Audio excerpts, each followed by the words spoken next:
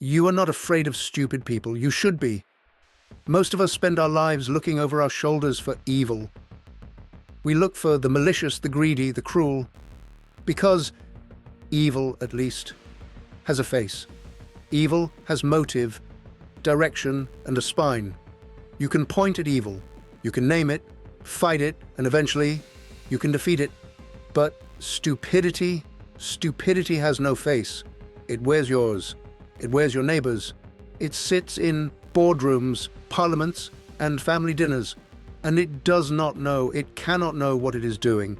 And that is exactly what makes it the most dangerous force ever to threaten civilization. Dietrich Bonhoeffer did not write this as a theory. He wrote it as a confession. A German pastor, a theologian, and one of the few men in history with the courage to actually plot against Adolf Hitler, Bonhoeffer sat in a Nazi prison cell in 1943 and tried to understand a truth that haunted him. He looked at his country, the land of poets, scientists, and philosophers, and realized it hadn't been broken by evil masterminds alone.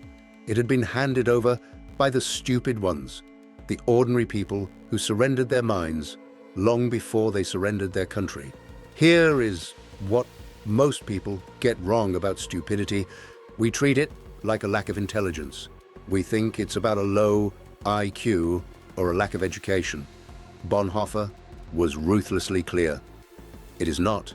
Stupidity is not an intellectual defect. It is a moral and social disease.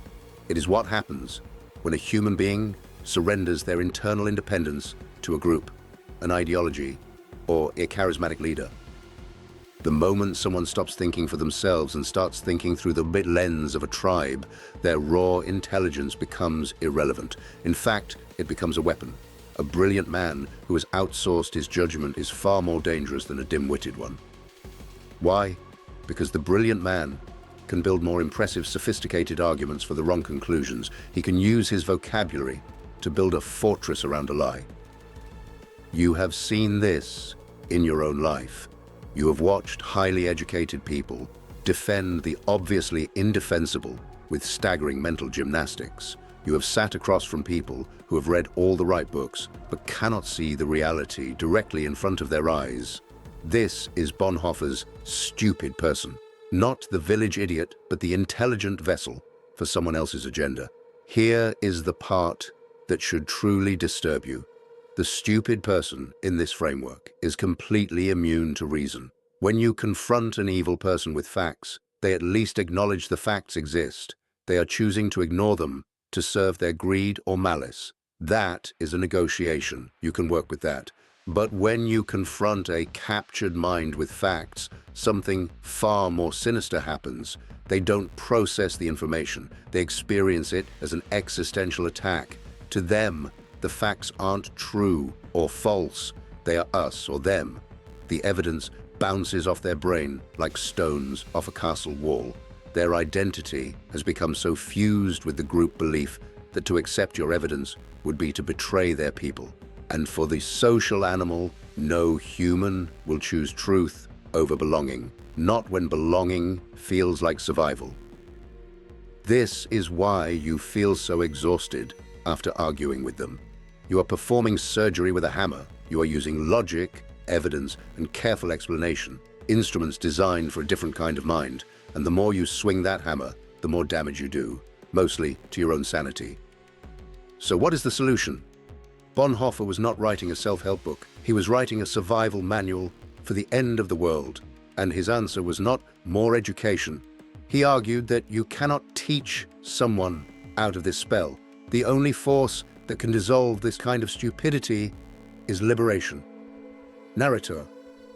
A person must be freed from their dependence on the group before their own mind can switch back on. The awakening must come from the inside. It is usually triggered by a catastrophic collapse, when the group fails them so badly that the illusion finally cracks. Your role is not to crack it for them. Your role is to stop waiting for them to change. Your role is to protect your own mind. The real question this theory forces us to ask is, where in your own life have you stopped thinking? What belief do you hold only because It's the price of belonging to your side. The terrifying truth of Bonhoeffer's insight is that stupidity is not a fixed trait. It is a condition we can all fall into the moment we trade our judgment for the comfort of the crowd. In a world running on collective slogans, choosing to think for yourself is the most radical act of rebellion left. If you are committed to being the person who refuses to be captured, subscribe. We explore the deeper mechanics of the mind here every week. Keep thinking, especially when it costs you.